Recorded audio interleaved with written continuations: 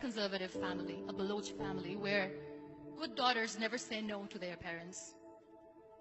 My father wanted me to get married, and all I said was, if that makes you happy, I'll say yes. And of course, it was never a happy marriage.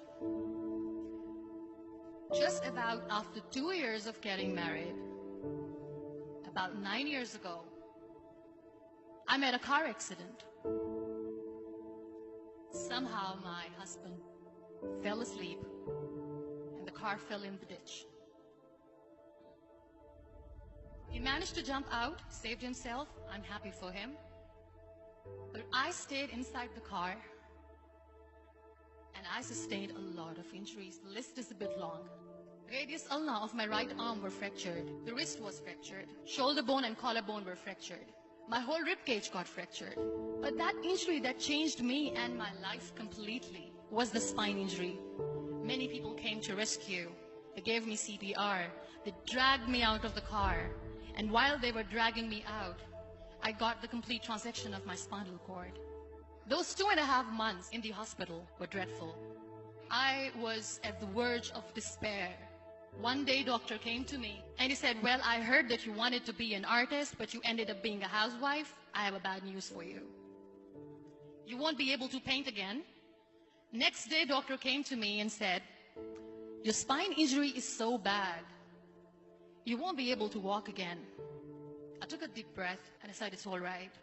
Next day, doctor came to me and said, because of your spine injury and the fixation that you have in your back, you won't be able to give birth to a child again. That day, I was devastated. I started to question my existence. Why am I even alive?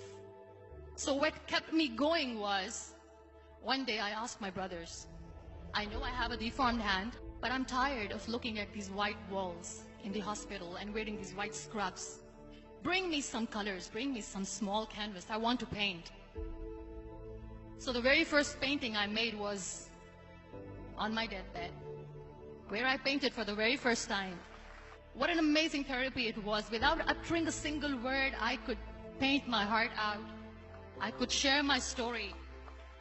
People used to come and say, what lovely painting. So much color. Nobody could see the grief in it. Only I could. And that day I decided that I'm going to live life for myself. I am not going to be that perfect person for someone. I am just going to take this moment and I will make it perfect for myself. That I'm going to fight my fears. So I wrote down one by one all those fears. And I decided that I'm going to overcome these fears one at a time. You know what was my biggest fear? Divorce. But the day I decided that this is nothing but my fear, I liberated myself by setting him free. And I made myself emotionally so strong that the day I got the news that he's getting married, I sent him a text that I'm so happy for you and I wish you all the best. And he knows that I pray for him today. Number 2 was, I won't be able to be a mother again. And that was quite devastating for me. But then I realized there are so many children in the world, all they want is acceptance. So there is no point of crying, just go and adopt one. And that's what I did.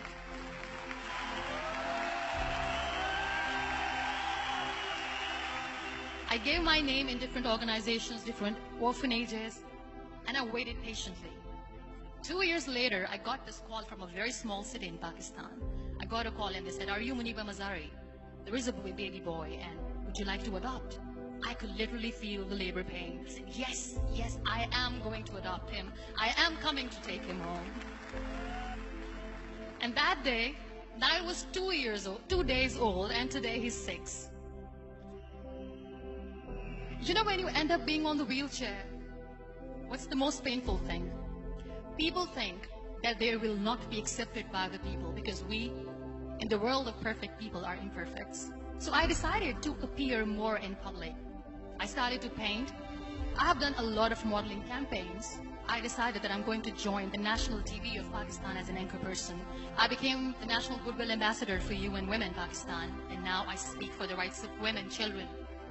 I was featured in BBC 100 Women for 2015. I'm one of the Forbes 30 under 30 for 2016. So when you accept yourself the way you are, the world recognizes you. It all starts from within. We have this amazing fantasy about life. This is how things should work. This is my plan. It should go as per my plan. If that doesn't happen, we give up. I never wanted to be on the wheelchair. Never thought of being on the wheelchair. This life is a test and a trial, and tests are never supposed to be easy. So when you're expecting ease from life, and life gives you lemons, then you make the lemonade, and then do not blame life for that. It is okay to be scared. It is okay to cry. Everything is okay, but giving up should not be an option. They always say that failure is not an option. Failure should be an option, because when you fail, you get up, and then you fail, and then you get up, and that keeps you going. Embrace each and every breath that you are taking. Celebrate your life. Live it. Don't die before your death. Real happiness lies in gratitude. So be grateful, be alive, and live every moment. أيها الرائعون، ليصلكم كل يوم مقطع جديد ممتع، أدعوكم للاشتراك بقناة. أتمنى منكم يا أصدقائي الأعزاء مشاركة هذا الفيديو مع أصدقائكم. شكرا لكم على المشاهدة الطيبة. نراكم في الفيديو القادم إن شاء الله في موضوع جديد ومختلف. مع السلامة.